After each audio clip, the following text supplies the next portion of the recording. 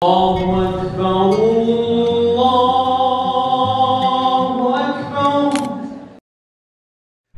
are growing fastest. As the world's population in the world, about twice as fast as Christians. 20,000 Americans every year decide to convert to Islam. If you revert to Islam, you're like a newborn baby. I feel like I'm a newborn baby. I feel like a newborn baby. Every year, 25,000 people convert to Islam in the US, and nearly 75% of them are Gen Z. So I started reading the Quran and everything made sense. I didn't see any contradictions. If they all came together, they could fill a stadium. இஸ்லாம் மதம் ரேப்பிடா வளர்ந்துகிட்டு இருக்கக்கூடிய ஒரு மதமா உலக அளவில் இருக்கு அப்படிங்கிறதுல மாற்று கருத்துங்கிறது கிடையாது. கிறிஸ்தவ மதத்தின் மேல இருக்கக்கூடிய ஒரு ஒவ்வாமைங்கிறது அதுக்கு காரணமா இருக்கலாம். கிறிஸ்தவ மாதிரியான மற்ற மதங்கள் இருக்கு இல்லையா, அதுல இருக்கக்கூடிய ஒரு ஒவ்வாமை இல்ல சலிப்பு தட்டின விதம் இல்ல அவங்களுக்கு அந்த மதங்கள்ல இருந்த ஏமாற்றங்கள்னால பல மக்கள் இஸ்லாத்தை நோக்கி நகர ஆரம்பிச்சிருக்காங்க. குடி கூத்து இதெல்லாம் இஸ்லாமில் மறுக்கப்பட்டது, வேண்டாம், அப்போ இஸ்லாம் நல்லா இருக்குது அப்படின்னு அதுக்கு அது நான் நிறைய கேள்விப்பட்டிருக்கேன். By destroying Christianity and losing faith in Christianity is leave a void, and that void's being filled, and lots of young men are converting to Islam. Islam is strong. I hand it to Islam. It's strong on its principles. It will not bow down. It will not change its path. Yeah? I admire it. Assalamu alaikum wa rahmatullahi wa barakatuhu. Rabbi shrah li sadri wa yassir li amri wahlul uqdatam min lisani yafqahu qawli. Alhamdulillah, இன்னைக்கு நம்ம எதை பற்றி பார்க்க போகிறோன்னா, போன வாரம் ஒரு பயான் பண்ணியிருந்தோம். அதில் பாலஸ்தீனியர்களுடைய இந்த நிலை, பாலஸ்தீனியர்களுக்காக மற்றவர்கள் நடத்திக்கிட்டு இருக்க போராட்டங்கள், அதுக்காக வேண்டி நம்ம என்ன பண்ணணும் அப்படின்னு அதை பற்றி நம்ம நிறைய விஷயங்கள் பார்த்தோம். சரிங்களா?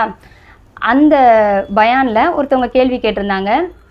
அதாவது இன்றைக்கி நீங்கள் பாலஸ்தீனத்தினர்களை பற்றி இப்படி பேசுகிறீங்களே, இஸ்ரேலுடைய ஆதிக்கம் அங்கே அதிகமாகிடுச்சு அப்படின்னு சொல்லி பேசுகிறீங்களே, அப்போது இஸ்லாமியர்களோட எண்ணிக்கையும் யூகே மாதிரி நகரங்களில் அதிகமாகி அங்கேயும் போராட்டங்கள் நடந்துக்கிட்டு இருக்கே, அதை பற்றி பேச மாட்டிங்களா அப்படின்னு சொல்லி கேட்டாங்க. இன்ஷா அல்லாஹ் அதை பற்றி நம்ம இந்த பதிவில் முழுமையாக பேசுவோம். என்னென்னா, இந்த கேள்வி கேட்குறதுக்கான ஒரு காரணம் ஏன் ஏற்படுது அப்படின்னா, இப்போது சமீபத்தில் டாமி ராபின்சன் அப்படிங்கிறவங்களுடைய தலைமைக்கு கீழே யூகேல கிட்டத்தட்ட ஒரு 1.5 லட்சம்க்கும் மேற்பட்ட மக்கள் கூடி அங்கே ஒரு போராட்டம் நடத்தினாங்க. அந்த போராட்டத்தில் எடுத்து வைக்கப்பட்ட விஷயம் என்னென்னா, அதாவது வெளிநாட்டவர்கள் இங்கே அதிகமாக இடம்பெயர்ந்து வர்றது மூலியமாக இங்கே என்ன ஆகுதுன்னா, இங்கே உள்ள மக்களுக்கான வேலைவாய்ப்பு, படிப்பு, இதில் எல்லாமே நாங்கள் பின்தங்கியிருக்கோம் அப்படின்னு சொல்லியிருக்கிறாங்க. அதுவும் கரெக்டு தான். நம்ம அதிகமாக வெளியில் உள்ளவங்கள உள்ளே விடுறது மூலியமாக நம்ம நாட்டுக்கான ஒரு வசதி வாய்ப்புகள் குறையும். அப்போது அதை அந்த நாடு தான் தீர்மானிக்கணும் எவ்வளோ பேரை உள்ளே விடணும் அப்படின்னு சொல்லிட்டு. இப்போ இதில் என்னென்னா, அவங்க எல்லா நாட்டவர்களையும் குறிப்பிட்டிருந்தாலும், இப்போ இந்தியா மாதிரி நாடுகளில் இருந்தும் நம்ம நிறைய பேர் உள்ளே போகிறாங்க, யூஎஸ்லேருந்து, இப்படி எல்லா நாடுகள்லேருந்தும் உள்ளே போனாலும் அவங்க குறிப்பிட்டு சொல்கிறது யாருன்னா இஸ்லாமியர்களுடைய உள்ள வரவங்களை பற்றி பேசியிருந்தாங்க. இதில் என்னென்னா, எல்லா நாட்டவர்களும் மாதிரி மிடில் ஈஸ்ட்லேருந்தும் இப்போ யூகேக்குள்ளே போய் அங்கே படிப்புக்காகவோ வேலை வாய்ப்புக்காகவோ தங்குறவங்க இருக்காங்க. அங்கே குடியுரிமை பெற்று வாழ்கிறவங்களும் அங்கே இருக்க தான் செய்கிறாங்க. ஆனால் ஏன் அதிகமாக இவங்க இதில் பேசப்படுறாங்கன்னா, இன்றைக்கி யூகேவுடைய நிலைமை எப்படி இருக்குன்னா, அங்கே பிறந்த கிறிஸ்தவர்கள், அங்கேயே இருக்கிற அதிகமான மக்கள் இப்போ கிறிஸ்தவத்திலிருந்து வெளியில் வந்துக்கிட்டு இருக்காங்க. வெளியில் வர்றது மட்டும் இல்லாமல் அதிகமாக அவங்க ஏத்தியஸ்டுங்களாகவும், அவங்க அதாவது கடவுள் இல்லை அப்படிங்கிற கொள்கைக்கு போகிறாங்க. இன்னொன்று, இஸ்லாத்தின் பக்கம் அதிகமாக வந்துக்கிட்டு இருக்காங்க. இப்போ இஸ்லாத்தின் பக்கம் அதிகமாக அவங்க வரும்போது என்ன ஆகுதுன்னா, ஆட்டோமேட்டிக்காக இப்போ நாட்டில் எங்கே பார்த்தாலுமே ஒரு தொழுகை, இஸ்லாமியர்கள் பண்ணுற நிறைய செயல்கள் காணப்படுது. இப்போ இந்த இஸ்லாமியர்கள் அதிகமாகி அவங்களுடைய செயல்பாடுகள் இந்த லண்டனில் அதிகமாகும்போது, அதனால மற்றவங்க எப்படி லண்டனை கூப்பிடுறாங்கன்னா, ஐரோப்பாவுடைய மக்கா அப்படின்னு சொல்லி கூப்பிடுற அளவுக்கு லண்டனில் இஸ்லாமியர்களுடைய எண்ணிக்கை அதிகமாயிட்டு வரப்படுது. அதே மாதிரி கிறிஸ்தவர்கள் கிறிஸ்தவத்திலிருந்து வெளியே வர்றதுனால 3000க்கும் மேற்பட்ட சர்ச்சைகள் அங்கே கைவிடப்பட்டுருச்சு. யாருமே அதை கவனிக்க ஆள் இல்லாமல் அந்த சர்ச்சைகள்லாம் கிடைக்குது. அந்த மாதிரியான நிலைமைகள் அங்கே இருக்குது. அப்போது அது என்னவாகுதுன்னா, அந்த சர்ச்சைகளை அரசாங்கம் என்ன பண்ணுதுன்னா, அவங்கக்கிட்ட காசு கொடுத்து, அதாவது அங்கே உள்ள மக்கள், இப்போ யூஎஸில் எப்படி அதிகமான மக்கள் ஒரு ரேப்பிடாக இஸ்லாத்துக்கு மாறிக்கிட்டே இருக்காங்களோ, அதிகமான எண்ணிக்கையில் அவங்களுடைய எண்ணிக்கை உயருதோ, அது எந்த விஷயத்துக்காக வேணா இருக்கலாம், தீண்டாமைக்காக வேண்டி இருக்கலாம், இல்லை இஸ்லாமிய கோட்பாடுகள் பிடிச்சு கடவுள் கொள்கை பிடிச்சி எப்படி அவங்க ஆகுறாங்களோ அவங்க வந்து என்ன ஆகுறாங்க, கிறிஸ்தவத்திலேருந்து இஸ்லாமியர்களாக மாறும்போது அங்கே உள்ள மக்கள் என்ன பண்ணுறாங்கன்னா அவங்களுடைய பணத்தை கொடுத்து அந்த கைவிடப்பட்ட அந்த சர்ச்சுகளை வாங்கி அதை மசூதிகளாக்கி அங்கே தொழுகை நடத்துகிறாங்க. சரிங்களா? ஏன்னா இதில் என்ன இப்போ இவங்களுக்கு போராட்டத்துக்கான இதுனா இங்கிலாந்து அரசர் முதற்கொண்டு, ஏன்னா இங்கிலாந்து அரசரே என்ன பண்ணுறாரு, அந்த மாதிரி வாங்கப்பட்ட அந்த மசூதிகளில் போய் அவங்களோட சேர்ந்து இஃப்தார் விருந்துகளில் கலந்துக்கிறாங்க. அவரே முஸ்லீம் ஆயிட்டாரோ, சார்லஸே முஸ்லீமாக ஆயிட்டாரோ அப்படின்னு சொல்கிற அளவுக்கு அவர்களுடைய நடவடிக்கை இருக்குது.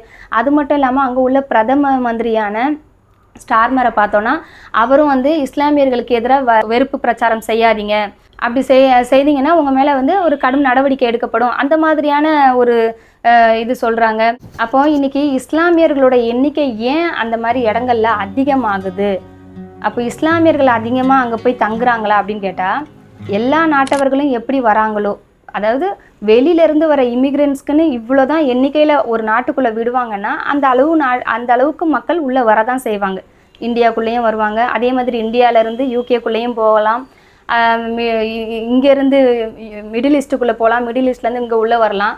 அது எல்லாமே அந்த நாடு எவ்வளோ தீர்மானிச்சிருக்கோ அவ்வளோ பேரை தான் உள்ளே எடுக்க முடியும். ஆனால் அந்த நாட்டுக்குள்ளே இருக்கிற மக்கள் இஸ்லாமுக்கு வந்துக்கிட்டு இருக்காங்கன்னா அதுக்கு வந்து யாரும் பொறுப்பாக முடியாது, அது அவங்களுக்கு பிடிச்சிருக்கு. ஏன் இப்போ இதை சொல்கிறோன்னா, அதே நாளில் அந்த டாமி ராபின்சன் அவங்க போராட்டம் நடத்தினாங்க இல்லையா, அதே நாளில் இன்னொரு குழுவும் அங்கே போராட்டம் பேரணி நடத்திக்கிட்டு இருக்கு. அவங்க என்ன சொல்கிறாங்கன்னா, எங்களுக்கு, அதாவது இங்கிலாந்து பூர்வ குடிகளான எங்களுக்கு இஸ்லாம் பிடிச்சிருக்கு, நாங்கள் ஏற்றுக்கிறோம், இஸ்லாமுக்கு மாறுறோம், அதனால உங்களுக்கு என்ன பிரச்சனை, நாங்கள் இஸ்லாத்தை ஃபாலோ பண்ணுறதுனால உங்களுக்கு என்ன பிரச்சனை, சரிங்களா? உங்களுக்கு இனவெறி இருக்குது, நீங்கள் அதுக்காக வேண்டி போராடிக்கிட்டு இருக்கீங்க, நீங்கள் வந்து இப்போ இஸ்லாமியர்களை இதுக்கு காரணம் காமிச்சிக்கிட்டு இருக்கீங்க, எங்களுக்கு இது பிடிச்சிருக்கு அப்படின்னு சொல்லி இன்னொரு பக்கம் அதாவது அந்தளவு பெரிய அளவில் இல்லைனாலும் ஓரளவுக்கு சிறிய ஒரு குழு வந்து அங்கே போராட்டம் நடத்திக்கிட்டு இருக்கு. இப்போ என்னென்னா இவங்களுடைய கோரிக்கைகளாக ஒரு சில விஷயங்களை அவங்க வைக்கிறாங்க. அதாவது அந்த மக்கள் இஸ்லாத்தை ஏற்றுக்கிறாங்களே அந்த நாட்டு மக்கள். இப்போ இதை நம்ம ஒரு எடுத்துக்காட்டுக்கு சொல்லணும்னா, இப்போ நம்ம இந்தியாவில் இருக்கோம், இந்தியாவில் எப்படி வாணிபம் செய்கிறதுக்காக வேண்டியும் சில தேவைகளுக்காக வேண்டியும் நம்ம வெளிநாட்டவர்கள், அதாவது இஸ்லாமியர்கள் வந்து இந்த நாட்டுக்கு வரும்போது அவர்களை பார்த்து கவர்ந்து இஸ்லாத்துக்கு வந்து வர ஆரம்பித்தோமோ. ஏன்னா எல்லாருமே வந்து வெளிநாட்டிலேருந்து இங்கே வந்தவங்க கிடையாது. இன்னைக்கு அளவுலையும் ஆயிரமாக வந்து நாளுக்கு நாள் வந்து இஸ்லாத்தில் வந்து ஆள் சேர்ந்துக்கிட்டே இருக்காங்க. ஒவ்வொரு கிராமமும் முழுக்க இஸ்லாத்துக்கு மாறுது, சரிங்களா? அவங்கெல்லாம் வந்து அவங்கெல்லாம் வந்து வெளிநாட்டிலேருந்து இங்கே வந்து குடியுரிமை பெற்றுட்டு உட்கார்ந்தவங்களா கிடையாது. இன்றைக்கி இங்கே இருக்க 90% மேலே உள்ள மக்கள் என்னவானவங்க தான், இந்தியாவில் உள்ள இந்தியர்கள் தான்.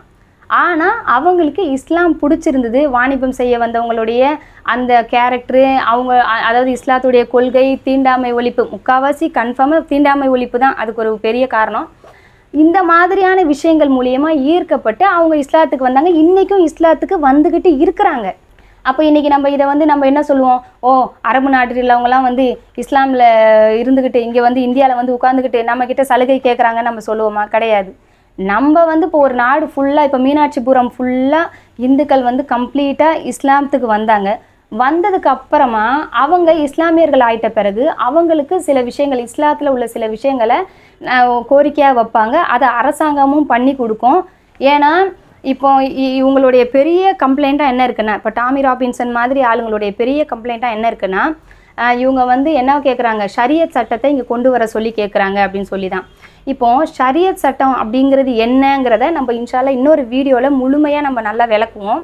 இப்போ இந்த வீடியோவில் இந்த தலைப்புக்கு நம்ம இப்போ சுருக்கமாக சொல்கிறதா இருந்தால், இன்றைக்கி இப்போ நம்ம இந்தியாவை எடுத்துக்கிட்டோனாலும் நம்ம இஸ்லாத்துக்கு வந்த மக்கள் ஷரியத் ரூலை ஃபாலோ பண்ணுறாங்க. அதுக்கான விதிவிலக்கு இந்தியாவில் கொடுக்கப்பட்டிருக்கு. இதுக்கான காரணம் என்ன?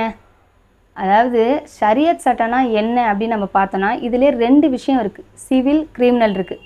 கிரிமினல் சட்டத்தை நம்ம மாற்ற முடியாது. இந்தியாவில் வந்துட்டு நான் அரபு நாட்டு சட்டத்தை கொண்டு வர போகிறேன், அரபியர்கள் மாதிரி நான் வந்து திருடுனா கையை வெட்டுவேன், கொலை பண்ணால் கொலைக்கு கொலை, இப்படி தான் வந்து பல்லுக்கு பல் கண்ணுக்கு கண்ணுன்னு நம்ம வந்து அந்த நாட்டு சட்டத்தை இங்கே கொண்டு வந்து புகுத்த முடியாது.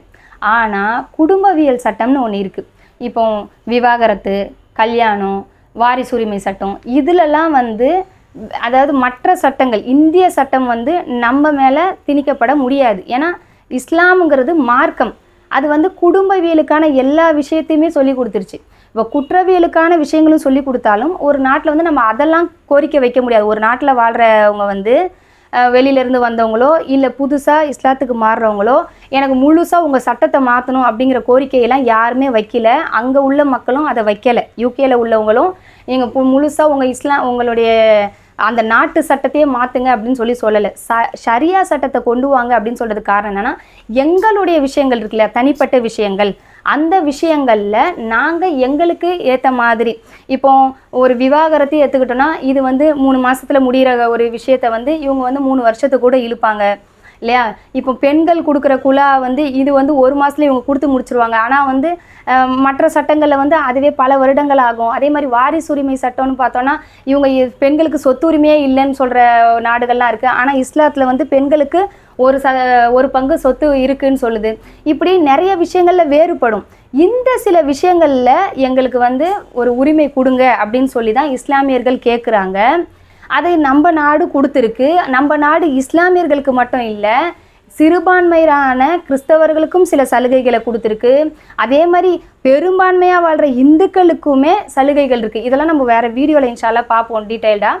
இதில் என்னென்னா எல்லாருமே இந்த மாதிரி சில விஷயங்களில் விதிவிலக்கு அளிக்கப்பட்டு தான் இருக்காங்க. இந்த ஒரு விஷயத்தை தான் அங்கே உள்ள மக்களும் நாங்கள் இன்றைக்கி இஸ்லாமியர்களாக ஆயிட்டோம், இன்றைக்கி எங்களுடைய எண்ணிக்கை அதிகமாகிக்கிட்டு வருது, அப்போ எங்களுக்கான ஒரு ஷரியா சட்டத்தை எங்களுக்கு கொடுங்க, நாங்கள் அதை பின்பற்றிக்கிறோம். அதாவது குடும்பவியலை பொறுத்து அவங்க கேட்குறாங்க, குடும்பவியலுக்கு மட்டும் அவங்க கேட்குறாங்க. இந்த மாதிரி கேட்குறதுல என்ன தப்பு இருக்குது? அதாவது நீங்கள் இப்போ வெளியிலேருந்து வர மக்கள் இஸ்லாமியர்களாக இருக்காங்கன்னு சொல்கிறீங்க இல்லையா. இப்போ வெளியிலேருந்து வர அந்த இமிக்ரெண்ட்ஸ் எல்லாரையுமே வந்து நம்ம வந்து கண்ட்ரோல் பண்ணிவிட்டு பார்த்தோன்னா உள்ள யூகேல இருக்க மக்கள் இஸ்லாத்துக்கு மாறிக்கிட்டே இருக்காங்களே, வளர்ந்துக்கிட்டே இருக்கே. இப்போ 2011 3% இருந்தது, 2021 6% இஸ்லாமியர்களுடைய எண்ணிக்கை இந்த அளவுக்கு வேகமாக வளர்ந்துருக்கே. அப்போ அதுக்கு என்ன பண்ண முடியும்? இன்றைக்கி எல்லாரும் என்ன நினைப்பாங்கன்னா, அப்போது இஸ்லாம் வந்து நிறையா பேர் இருக்கிறாங்கன்ற மாதிரி நினைப்பாங்க. இவங்க நடத்துகிற போராட்டத்தையும் ஆர்ப்பாட்டத்தையும் வச்சு பார்க்கும்போது இஸ்லாமியர்களோட எண்ணிக்கை இங்கே அதிகமாக இருக்கா அப்படின்னு பார்த்தோன்னா அப்படியும் கிடையாது.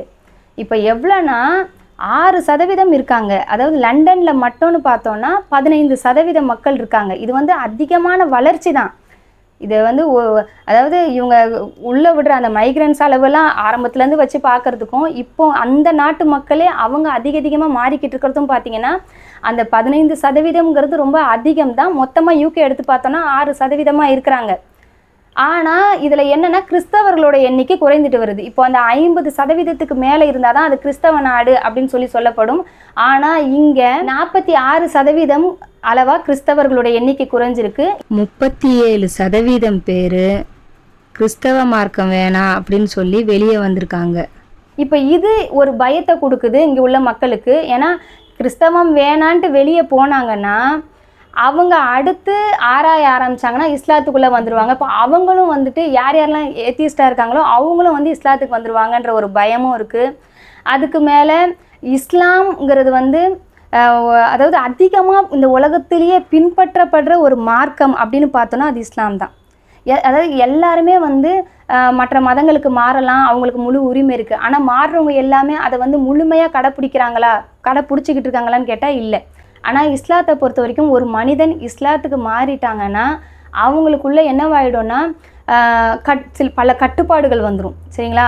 அவங்க செஞ்சு ஆகணும் அப்படிங்கிற கடமைகள் அவன் மேலே வந்துடும். அப்போ என்னவாங்க, இன்றைக்கி தூங்கிட்டு கிடக்கிறவங்க நாளைக்கு 5 மணிக்கு தொழுவை எழுஞ்சே ஆகணும். இன்றைக்கி எப்படி வேணால் செலவு பண்ணலாங்கிறவங்க இந்த வருஷம் நம்ம என்ன பண்ணணும், இஸ்லாத்துக்கு வந்துட்டோம், ஜக்காத்து கொடுத்தே ஆகணும், நம்ம நோன்பு வைக்கணும், நம்ம வந்து இப்படி தான் தாய் தகப்பன்கிட்ட நடந்துக்கணும், இப்படி தான் உறவினர்கள்கிட்ட நடந்துக்கணும், இப்படி பல கட்டுப்பாடுகளுக்குள்ளே வந்துடுறாங்க. ஆனாலும் இஸ்லாத்தை விரும்பி அவங்க வரும்போது அது எல்லாத்தையுமே அவங்க செய்ய ஆரம்பிச்சிடுறாங்க. கம்ப்ளீட்டாக அவங்க என்ன பண்ணுறாங்க, அவங்களுக்கு அது பிடிச்சி போய் செய்ய ஆரம்பிச்சிடுறாங்க. இதை நான் சொல்ல, டாமி ராபின்சனே சொல்கிறாரு பாருங்க ஒரு இன்டர்வியூவில். What we've done by destroying Christianity and losing faith in Christianity is leave a void, and that void's being filled. and lots of young men are converting to Islam. Islam is strong. I hand it to Islam. It's strong on its principles. It will not bow down. It will not change its path. Yeah? I admire it in certain... ஏன்னா இது வந்து sensor cut பண்ணாமல் இந்த interview போட்டிருக்காங்க. இதில் என்னென்னா இந்த பயம் தான் அவங்களுக்குள்ள அதிகமாகுது. ஏன்னா அதாவது ஒரு பேரளவில் ஒருத்தன் மாறிக்கிட்டு போகிறான் அப்படிங்கிறத விட அவன் கடைப்பிடிச்சிக்கிட்டு இருக்கிறான் அப்படின்னு சொல்லும்போது மற்றவர்களுக்கு அது ஈர்க்குது. அது ஆட்டோமேட்டிக்காக என்னவாகுது, இஸ்லாத்தில் வந்து இப்படிலாம் பண்ணும் போல இது நல்லா இருக்கே, இந்த மாதிரியான தீண்டாமை ஒழிப்பு, இந்த மாதிரியான ஜக்காத்து வருஷம் வருஷம் கொடுத்தே ஆகணும். அதாவது மற்ற எல்லாருமே வந்து என்ன சொல்லலாம், நீங்கள் வந்து நன்மை பண்ணுங்கள், மற்றவங்களுக்கு ஏழைகளுக்கு உதவுங்கன்னு சொல்லலாம். ஆனால் அதை கடமையாகி இருக்கு இஸ்லாம். அப்போது இந்த மார்க்கம் எவ்வளோ மற்றவங்களுக்கு கொடுக்க வேண்டிய உரிமைக்காக வேண்டி அல்லா தாலா இப்படி சொல்லியிருக்கானே அப்படின்னு சொல்லிட்டு அவங்கள அது ஈர்த்து வராங்க. ஏன் இன்னைக்கு மதமே இல்லைன்னு சொல்லப்படுற சைனாவில் கூட இஸ்லாத்தை அழிக்க முடியல. இஸ்லாம் பரவிக்கிட்டே தான் இருக்குது, அதிகமாகிக்கிட்டே தான் இருக்குது. சரிங்களா? அதனால் வந்து அவங்களுடைய பயம் என்னென்னா, இஸ்லாமியர்களுடைய எண்ணிக்கை அதிகமாக இஸ்லாத்துடைய பவர் வந்து இந்த உலகத்தில் அதிகமாகிடும் அப்படிங்கிற எண்ணிக்கை. நீங்கள் எத்தனை பேர் இப்போ இங்கே உள்ள 6% மக்களையுமே நீங்கள் வெளியே அனுப்புனாலும் இன்றைக்கி வந்து ஒருத்தரை பார்த்து தான் இஸ்லாத்தை ஏற்றுக்கணுங்கிற அவசியம் இல்லை. ஒருத்தர் வெளிநாட்டவர் வந்து வாணிபம் செய்ய வந்து அவங்கள பார்த்து பழகி தான் ஏற்றுக்கணுன்ற அவசியம் இல்லை. இன்றைக்கி சோஷியல் மீடியாவில் எவ்வளோ விஷயங்கள் இருக்குது. சோஷியல் மீடியா மூலியமாகவே, அதாவது இஸ்லாத்தை எதிர்க்கிற மக்கள் மூலியமாகவே இஸ்லாத்தை நிறைய பேர் ஏற்றுக்கிட்டு தான் இருக்காங்க. ஏன் இன்றைக்கி இப்போ நீங்கள் எதிர்க்கிறீங்க, இப்போ வெளிநாட்டில் இருந்து வந்து உள்ளே வந்து இவங்க இப்படியெல்லாம் பண்ணுறாங்க, க்ரைம் பண்ணுறாங்க அப்படியெல்லாம் சொல்லி நீங்கள் பழி போட்டால் அதை ஆராய ஒருத்தவர் இறங்குனா, இப்படிலாம் இல்லை, இவங்க வந்து இஸ்லாம் மேலே தேவையில்லாத பழியை போடுறாங்க அப்படின்னு ஆரம்பித்தா அவங்கள இஸ்லாம் ஈர்க்குது, அவங்க ஆட்டோமேட்டிக்காக இஸ்லாத்துக்கு மாறுறாங்க. அதனால் இஸ்லாமை எதிர்க்கிற மக்கள் தான் இஸ்லாத்து பக்கம் மற்றவங்க வர்றதுக்கு காரணமாக அமைகிறாங்கிறது ஒரு முக்கியமான ஒரு உண்மையாக இருக்குது. சரிங்களா? ஏன்னா நம்ம இஸ்லாமியர்கள் அதிகமாக ப்ரீச் பண்ணுறதை விட அவங்க கொடுக்குற ஒரு ப்ரீச்சிங் வந்து அது டிஃப்ரெண்ட் ஸ்டைலில் இருக்குது. சரிங்களா? அடுத்து என்னன்னு பார்த்தோன்னா, இன்றைக்கி பாலஸ்தீனத்தை எடுத்துக்கிட்டோன்னா, பாலஸ்தீனத்தில் இஸ்ரேல்காரங்களுடைய ஆதிக்கம் அதிகமாக இருக்குது அப்படிங்கிறது வந்து இந்த மாதிரி கிடையாது. எந்த பாலஸ்தீனியர்களும் யூத மதத்துக்கு மாறி அவங்களுடைய எண்ணிக்கை அதிகமாகி அங்கே வந்து அவங்க ஒரு கம்யூனிட்டியாகி எங்களுக்கு சில விஷயங்களை நீங்கள் செஞ்சு கொடுக்கணும்னு சொல்லி போராடி வாங்கி அப்படியெல்லாம் அவங்க வாழலை. முழுக்க வெளிநாட்டில் இருந்து யாரெல்லாம் யூதர்கள் இருக்கிறாங்களோ அவங்க எல்லாமே பாலஸ்தீனத்துக்குள்ளே வந்து ஆக்கிரமித்தது தான் அந்த இஸ்ரேலுங்கிறது. சரிங்களா? அவங்க உருவாக்கின இஸ்ரேலுக்கும் மற்ற நாடுகளில் அந்த நாட்டு மக்கள், அந்த சொந்த ஊர் மக்கள் இஸ்லாத்துக்கு மாறிக்கிட்டு இருக்கிறதுக்கும் நிறைய வித்தியாசங்கள் இருக்குது. அதுவும் இதுவும் ஒன்று கிடையாது. எந்த பாலஸ்தீனர்களும் யூத மதத்திற்கு மாறினால யூதர்களுடைய எண்ணிக்கை அங்கே அதிகமாக ஆகலை அப்படிங்கிறது ஒரு குறிப்பிடத்தக்க ஒரு விஷயம். அதே மாதிரி இங்கே போராட்டம் நடத்துகிற போராட்டக்காரர்களுடைய ஒரு முக்கியமான விஷயம் என்னென்னா, அவங்க இனவெறி பிடித்தவங்க. சரிங்களா? அதாவது தன்னுடைய அந்த வெள்ளை இனம் அழியுது அப்படிங்கிற ஒரு விஷயமும் அங்கே முன்வைக்கப்படுது. இந்த போராட்டத்தில் நடந்த ஒரு முக்கியமான விஷயம் என்னென்னா, உலகத்தோடைய மிகப்பெரிய பணக்காரரான இலான் மாஸ்க் அவர்கள் ஸ்கைப்பில் வந்து பேசினது தான். அவர் என்ன பேசியிருக்காருன்னா, அதாவது இதுக்காக போராடுங்க இல்லைன்னா செத்துருங்க, அந்த மாதிரி அந்தளவுக்கு பேசியிருக்காரு. இதில் என்னென்னா, ஆல்ரெடி நம்மளுக்கு தெரியும் இவர் வந்து ரொம்ப நிறவெறி பிடித்தவர் அப்படின்னு சொல்லி. அடுத்து தன்னுடைய மதம் அழியுதே அப்படிங்கிற ஒரு நினைப்புலையும் இந்த விஷயத்தை வந்து அவர் பெருசாக பேசியிருக்காரு. நம்ம வந்து இன்னொன்று, இப்போ இது இலான் மாஸ்க் ஆகட்டும் இல்லை வேறு யாராக இருந்தாலும் சரி, ஒரு மதம் அங்கே அழிஞ்சிக்கிட்டு போகும்போது அந்த மதத்தை காப்பாற்றணும் அப்படின்னு சொல்லி அதை வளர்க்கறது எப்படி அப்படின்னு பார்க்கணுமே தவிர, அந்த மதத்திலிருந்து எல்லாரும் வெளியே போய்கிட்டு இருக்காங்க, அதனால் எந்த மதம் வளர்ந்துக்கிட்டு வருதோ அதை அழிக்கணும் அப்படின்னு காழ்ப்புணர்ச்சியோடு இருக்கக்கூடாது. இது வந்து நம்ம வந்து இந்த விஷயங்கள்லேருந்து நம்ம புரிஞ்சுக்க வேண்டிய ஒன்றா இருக்குது. இப்போ எல்லாரும் இஸ்லாத்துக்கு மாறும்போது இஸ்லாமிய மார்க்கம்ங்கிறது எப்படின்னா, ஒரு ஒடுக்கப்பட்டவர்களின் மார்க்கம் அப்படின்னே சொல்லலாம். இது பணக்காரர்களின் மார்க்கம் அப்படின்னு சொல்கிறத விட ஒடுக்கப்பட்டவர்களின் மார்க்கம். இதில் வந்து யார் வேணால் வந்து சேரலாம் அப்படின்னும் போது அதில் கருப்பர்களும் வந்து சேர்றவங்களாக ஆயிடுறாங்க. இப்போ அந்த நாட்டு மக்களோடையே என்னவாகும்னா ஒரு திருமண உறவு அப்படின்னு எடுத்துக்கிட்டா கூட அது அவங்க அதாவது இஸ்லாத்துக்கு மாறுறதுக்கு முன்னாடி வரைக்கும் அவங்களுடைய தாட் எப்படி இருக்கும்னா நான் தான் வெள்ளையன் தான் உயர்ந்தவன் அப்படிங்கிற ஒரு எண்ணம் இருக்கும். ஆனால் இப்போ எப்படி ஆயிடுதுன்னா இஸ்லாத்துக்கு வந்த பிறகு எல்லாருமே சமம் அப்படின்னும் போது அவங்க வந்து அந்த கருப்பர்கள் கூடயும் உறவு வைத்துக்க ஆரம்பிச்சிடுறாங்க. அப்போ ஆட்டோமேட்டிக்காக அந்த நாட்டில் யூகேல வந்து எப்படி ஆகுதுன்னா கருப்பர்களுடைய ஆதிக்கமும் அதிகமாகுது. இதையும் டாமி ராபின்சன் அவர்களே சொல்கிறாங்க பாருங்களேன். All the blacks are going to convert. You need to stop it. They're going to convert. Your black prison gangs are going to become black jihadist gangs. You need to stop it.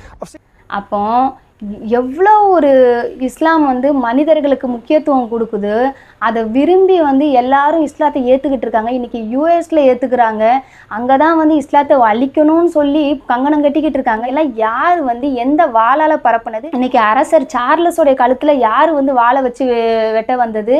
இல்லை பிரதமருடைய கழுத்தில் யார் வந்து வெட்ட வந்தது? இன்றைக்கி ஏன் வந்து இப்படி மாற்றங்கள் நடந்துக்கிட்டு இருக்கு?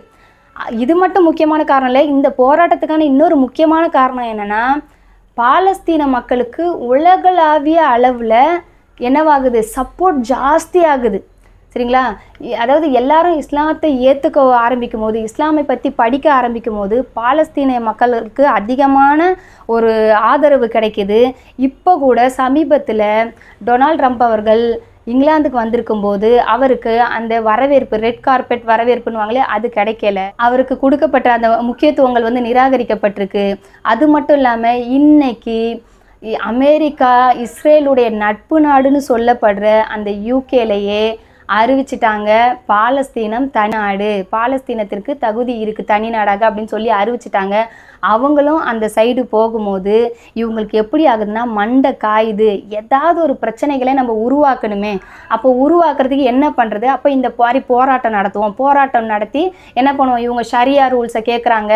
இந்த ஷரியா ரூல்ஸை கேட்குறது சரியா? மற்ற நாடுகளில் வந்து இவங்க சிறுபான்மையினராக இருந்துட்டு இப்படி கேட்கலாமா அப்படின்னு சொல்லி இவங்க வந்து ஒரு பெரிய அளவில் போராட்டம் நடத்துகிற மாதிரி ஒரு பிம்பத்தை வெளியே காட்டிக்கிட்டு இருக்காங்க. அவங்க ஒன்றும் எந்த நாட்டு சட்டத்தையும் மாற்ற சொல்லலை. அவங்களுக்கு தேவையான குடும்பவியல் பிரச்சனைகளை தீர்க்கக்கூடிய சில விஷயங்களை அவங்க மாற்ற சொல்கிறாங்க. இது எல்லா நாடுகள்லையுமே இருக்குது. சிறுபான்மை மக்களாக இருந்தாலும் ஏன் இன்றைக்கும் துபாய், கத்தார் போன்ற நாடுகளில் சிறுபான்மையினராக சில பேர் இருந்தாலும் அவங்களுடைய உள் விவகாரங்களுக்கு வந்து அந்த நாட்டு சட்டம் வந்து தலையிடாது. சரிங்களா? அது கிரிமினல் சட்டத்துக்கு தான். அது இந்துவாக இருந்தாலும் முஸ்லீமாக இருந்தாலும் கிறிஸ்தவனாக இருந்தாலும் கிரிமினல் சட்டங்களுக்கு அவன் கட்டுப்பட்டு ஆகணும். ஆனால் உள் விவகாரங்கள்னு இருக்கும். அவங்களுடைய கல்யாணம் இந்த விஷயங்கள்லாம் வந்து அந்த நாட்டு சட்டம் உங்களுக்கு வந்து அடக்குமுறையை கொடுக்காது. அதனால் ஏன்னா வந்து அது ஒவ்வொருத்தவங்களுடைய வழக்க முறைகள், வழிபாட்டு முறைகள் வேறு மாதிரி இருக்கும். இப்போ பார்த்தோன்னா நம்மளுக்கு துபாய், கத்தார் போன்ற இடங்கள்லாம் எத்தனையோ கோயில்கள் இருக்குது, சர்ச்சைகள் இருக்குது, கட்டப்பட்டு தான் இருக்குது. அதில் வழக்க வழிபாடுகள் நடந்துட்டு தான் இருக்குது. அங்கேயுமே இப்போ நான் கிறிஸ்தவம் பிடித்து நான் கிறிஸ்தவத்துக்கு மாறுறேன்னு சொல்லி மக்கள் அதிகமாக ஆக்கிட்டு இருந்தா, அந்த நாட்டு வாழ் மக்கள் இஸ்லாமியர்கள் வந்து அதிகமாக ஆக்கிட்டு இருந்தால் அவங்க ஒரு உரிமை குரல் கோருங்கன்னா அவங்களுக்கு நம்ம ஏதாவது செஞ்சு தான் ஆகணும் அரசாங்கம். ஏன்னா நம்ம நாட்டு மக்கள் தான் அதிகமாகிக்கிட்டு இருக்காங்க. அதை வந்து அவங்க எப்படி கண்ட்ரோல் பண்ணுறது? சரிங்களா? அதே மாதிரி இப்போ சர்ச்சைகள் எல்லாம் மசூதிகளாக மாற்றப்படுது அப்படின்னு நம்ம சொன்னோன்னா சர்ச்சைகளை வந்து யாரும் இடித்து மசூதிகளாக மாற்றலை. சரிங்களா? அந்த சர்ச்சைகள் எல்லாமே கைவிடப்பட்டுருச்சு. அங்கே வந்து வழிபாடு செய்ய யாரும் வராததுனால அங்கே ஆட்டோமேட்டிக்காக அதெல்லாம் பாலடைஞ்சு போய் கிடக்குது. அதை நிர்வாகம் பண்ண யாரும் இல்லாமல் இருக்குது. அப்போ அது நிர்வாகம் பண்ண யாரும் இல்லாமல் இருக்கும்போது அதனால் அரசாங்கத்துக்கு நஷ்டம் ஏற்படுது. அப்போ அந்த அரசாங்கத்துக்கு உள்ள நஷ்ட ஈடை நம்ம தடுக்கணும். அதே மாதிரி இஸ்லாமியர்களோட எண்ணிக்கை அதிகமாகும் போது அங்கே உள்ள மக்களே அந்த சர்ச்சைகளை வாங்கி நிர்வகிக்க ரெடியாக இருக்கும்போது அவங்க என்ன பண்ணுறாங்க? இவங்க கைக்கு அதை மாற்றி விட்றாங்க. இன்னொன்று என்னென்னா, எந்த வழிபாட்டு தலங்களையும் வழிபாட்டு தலங்களாகவே மாற்றும் போது அது அரசாங்கத்துக்கு அதில் உள்ள செயல்பாடுகள் ரொம்ப எளிதானதாக இருக்கும். மற்ற விஷயங்களுக்கு அவங்க விற்கிறத விட வழிபாட்டு தலத்தை வழிபாட்டு தலமாகவே மாற்றும் போது அவங்களுக்கு அது எளிமையானதாக இருக்கிறதுனால அவங்களும் அதை விற்கிறாங்க. அதனால் இவங்க வாங்குறாங்க. யாரும் சர்ச்சில் உள்ளவங்களை வெளியே அனுப்பிட்டு வந்து உள்ளே போய் எந்த முஸ்லீமும் வழிபாடு நடத்தலை. அது மட்டும் இல்லாமல் அங்கே இங்கிலாந்தில் இருக்க ஒரு சர்ச்சை கோயிலாகவும் வாங்கியிருக்காங்க, கோயிலாகவும் மாற்றியிருக்காங்க. ஏன்னா அங்கே 2% ஹிந்துக்கள் இருக்காங்க. அப்போ கோயிலாகவும் மாட்டியிருக்காங்கன்னு சொல்லும் போது அப்போ அவங்களுக்கும் தான் அரசாங்கம் அந்த சர்ச்சை விற்றுருக்கு. அதனால் இஸ்லாமியர்களோட எண்ணிக்கை அதிகமாகிடுச்சு, இஸ்லாமியர்களோட வழிபாட்டு தலங்கள் அதிகமாகிடுச்சு, இஸ்லாமியர்கள் நடத்துகிற பள்ளிக்கூடங்கள் அதிகமாக இருக்குது, ஹலால் ஃபுட்டு தான் எங்கே பார்த்தாலும் பார்க்க முடியுது, ஷரியா சட்டத்தை பேணணும்னு சொல்கிறாங்க. இப்படிலாம் சொல்கிறது அவங்க அதாவது இஸ்லாமியர்களுக்கு மேலே போட்டுக்கிட்ட ஒரு கடமை தானே தவிர இது மற்றவர்களுக்கு மேலே யார் மேலேயும் திணிக்கப்படலை. சரிங்களா? இது இப்போ ஹலால் ஃபுட்டு ஒரு முஸ்லீம் ஹலால் ஃபுட்டு ஒரு கடையில் இருந்தால் சாப்பிட போகிறாங்க, இல்லைன்னா சாப்பிட மாட்டாங்க. அது அவங்களுடைய இஷ்டம். ஒரு நாட்டில் வாழும்போது அவங்களுடைய ஒரு விவாகரத்தோ கல்யாணமோ இந்த மாதிரி சொத்துரிமையோ அதில் அவங்களுடைய சரியா சட்டத்தை ஃபாலோ பண்ணி அவங்களுடைய மார்க்கத்தை ஃபாலோ பண்ணிக்க போகிறாங்களே தவிர இதை தான் நீங்கள் ஃபாலோ பண்ணணும் அப்படின்னு சொல்லி யார் மேலேயும் அவங்க திணிக்க போகிறது கிடையாது. சரிங்களா? அதனால வந்துட்டு அவங்களுக்கு அதாவது மாறிட்டு வர மக்கள் இருக்காங்க இல்லையா, ஒவ்வொரு ஊர்லேயும் அவங்களுடைய உரிமையை எந்த ஊரில் இருந்தாலும் சரி, அது வெஸ்டர்னில் இருந்தாலும் சரி, இல்லை நம்ம இந்தியன் சைடில் இருந்தாலும் எங்கே இருந்தாலும் சரி, அவங்க உரிமையை கேட்டு அவங்க நியாயமான முறையில் போராடுறாங்க. ஸோ இதை வந்து அரசியலாக்கணும்னு ரொம்ப பெருசாக்கி நம்ம ஊர்லேயும் சரி அங்கேயும் சரி காமிச்சிக்கிட்டு இருக்காங்க. அவங்களுடைய உள்நோக்கம் வந்து வேறு மாதிரி இருக்குது. அதை அல்லாஹ் தான் அறிவான். கண்டிப்பாக நீங்கள் எந்த அளவுக்கு இந்த மாதிரி கட்டுப்படுத்தணும்னு நினைக்கிறீங்களோ, கெட்ட பேரை ஏற்படுத்தணும்னு நினைக்கிறீங்களோ, வளரக்கூடாதுன்னு நினைக்கிறீங்களோ, அந்த அளவுக்கு இஸ்லாம் வளர்ந்துக்கிட்டு தான் இருக்கும். இன்ஷா அல்லாஹ் இஸ்லாமியர்களான நம்மளுடைய கடமை என்னென்னா, நபிகள் நாயகம் ஸல்லல்லாஹு அலைஹி வஸல்லம் அவங்க சொன்ன மாதிரி உங்ககிட்ட 2 விஷயத்தை விட்டுட்டு போகிறேன். சரிங்களா? அதாவது அல்லாஹ்வுடைய வேதம், நபிகள் நாயகம் ஸல்லல்லாஹு அலைஹி வஸல்லம் அவங்களுடைய பொன்மொழி. இது 2த்தையும் நீங்கள் பற்றி பிடிச்சிட்டு இருக்க வரைக்கும் உங்களை வந்து யாராலையும் வந்து வழி கெடுக்க முடியாதுன்னு சொல்கிறாங்க இல்லையா, அந்த மாதிரி நம்ம இது 2த்தையும் பற்றி பிடிச்சிக்கிட்டு இருக்கணும். இன்றைக்கி இந்த உலகத்தில் உள்ள முஸ்லீம்களில் ஒரு 40% மக்கள் தான் இஸ்லாத்தை சரிவர அதாவது குரான் சொன்ன அடிப்படையில் பின்பற்றிட்டு இருக்காங்க. ஆனால் அவங்கள பார்த்தே ஈர்க்கப்பட்டு இத்தனை அளவு முஸ்லீம்கள் வந்து அதிகமாக நம்ம இஸ்லாத்துக்குள்ளே வரும்போது இன்னும் நம்ம வந்து அல்ஹம்துலில்லாஹ் அல்லாஹ்வுடைய அந்த வேதத்தையும் நபிகள் நாயகம் ஸல்லல்லாஹு அலைஹி வஸல்லம் அவங்களுடைய போதனைகளையும் நம்ம சரியான முறையில் நம்ம பின்பற்ற ஆரம்பித்தா இன்னும் எந்த அளவுக்கு இஸ்லாமியர்களுடைய வளர்ச்சி இருக்கும், இஸ்லாம் மேலே மதிப்பு இருக்கும் அப்படின்னு நம்ம வந்து இஸ்லாமியர்களான நாம் வந்து புரிஞ்சு நடந்துக்கணும் இன்ஷா அல்லாஹ். இங்கே இந்த மாறுற எல்லா ஊர்களையும் பார்த்தோன்னா எங்கேயுமே வாளால் பரப்பப்படல, இது வந்து நூலால் பரப்பப்பட்ட மார்க்கம். அதாவது அல்லாஹுடைய வேதமான திருக்குரான் மூலயமா பரப்பப்பட்ட ஒரு மார்க்கம் அப்படிங்கிறது நாளுக்கு நாள் அதிகரித்துட்டு வர இந்த முஸ்லீம்களுடைய எண்ணிக்கையை பார்த்தே நம்மளுக்கு வந்து தெரிய வருது. அல்ஹம்துலில்லாஹ்.